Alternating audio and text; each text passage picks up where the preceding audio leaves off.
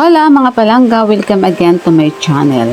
So kung hindi ka pa guys nakapag-subscribe sa aking channel, i-hit mo na guys ang aking notification bell upang sa ganun maka-update ka ng aking mga upcoming vlogs.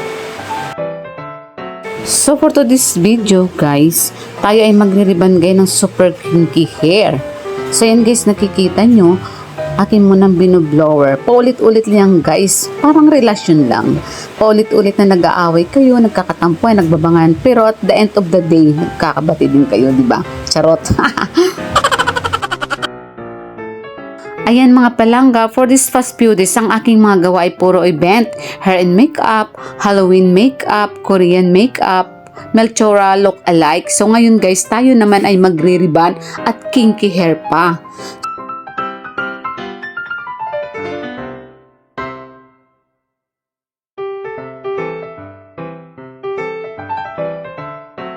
Yun nga mga palangga, kapag kinky hair ang buhok ng kliyente nyo, una muna natin gagawin ay i-blower muna natin guys. Uunatin muna natin yan bago natin lagyan ng number 1 na pang ribbon.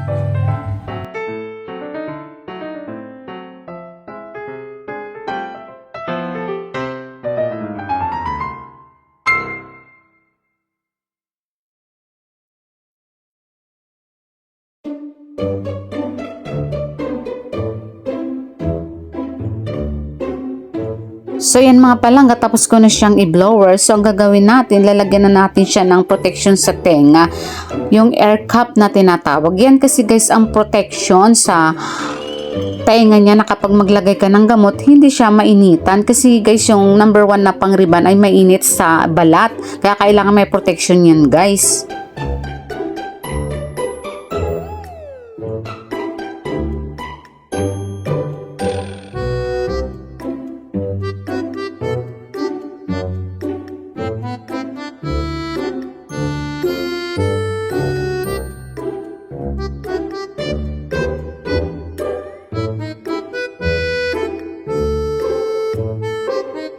Ayan guys, maglagay na tayo ng number 1 na pang ribbon. Diyan po tayo nauuna sa batok.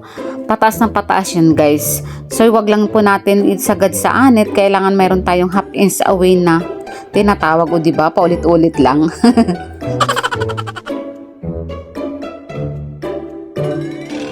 So yan guys, napapansin nyo, hindi ko sinagad hanggang dulo ang paglagay ng number 1 na pang ribbon. Kasi yan guys, yung kanyang dulo, ayan ay ang kanyang previous na rebonding. So hindi na kailangan lagyan yan guys, kasi madudurog yan guys, mabibrittle. So ang ginawa natin, doon lang tayo sa mga regroot niya, sa mga kulot niya, doon tayo mag-focus. Doon natin lagyan ng husto yung number 1 na pang ribbon.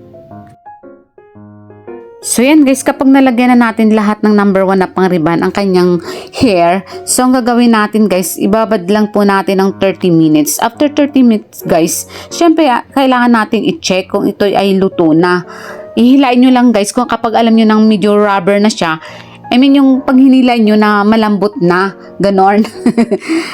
Pag malambot na guys, pag hila nyo, para siyang goma, ibig sabihin luto na yun guys. Kaya pwede nyo na siyang banlawan. Alam na mga hairdresser yan guys, na mga stylists, yun sa mga expert mag-rebond, alam nila yan guys kapag luto na ang buhok ng kliyente sa rebonding.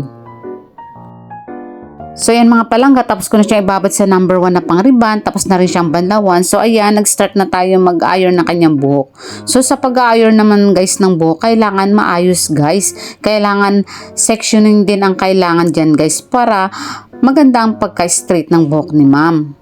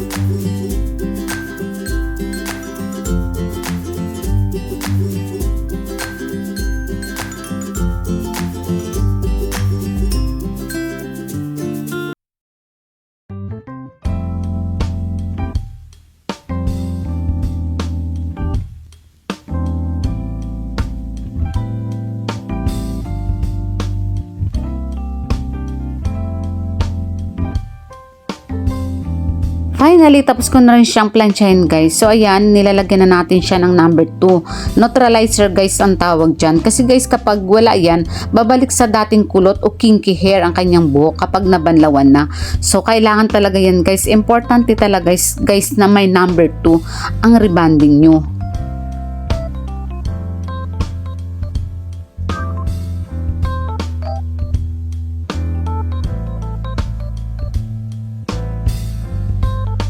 Paglagay nyo ng number 2 guys, binababad lang niya ng 20 minutes or 25 minutes. Kasi madali lang guys, mainit kasi yan guys kapag nilagay sa sa buhok. Kaya so kailangan talagang mayroon tayong air cap na mayroong nakalagay na protection sa tenga. Kasi yan, ang number 2 yan ang pinakamainit guys. Kumbaga kasi siya na yung nagluluto, siya na yung nagpipix para mag-straight.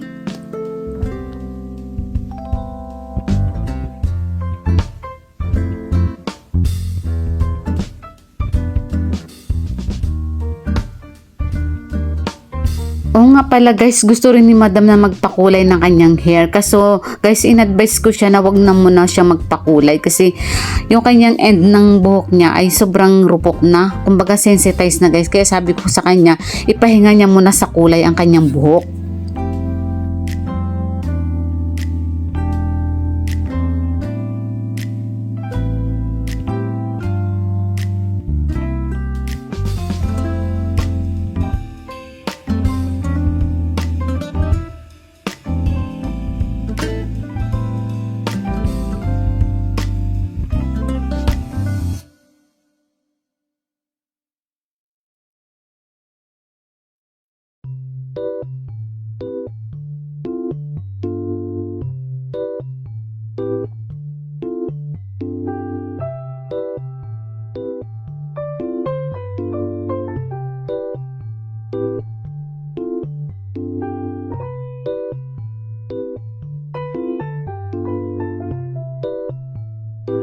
So yan mga palangga, nakababad na sa number 2 si madam. 20 to 25 minutes lang yan guys. After nyan guys, babanlawan na natin and then makikita nyo na guys ang result ng buhok ni ma'am. Yeah, magiging straight na siya guys, magiging Diyosa na. A few moments later. Shout out ma'am. Diyosa na. Kaway-kaway naman dyan ma'am. Mayay si ma'am. Thank you ma'am. So yan guys, sana may matutunan kayo sa aking vlog for today. Salamat guys. Thank you for watching. Mwah!